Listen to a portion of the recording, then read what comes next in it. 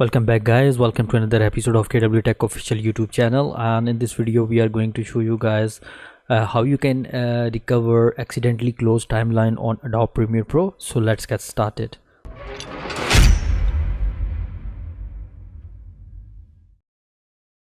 So I was working on a project and I am opening two timelines here. So if you see, this is a cross icon, so I accidentally click on it and that timeline was closed.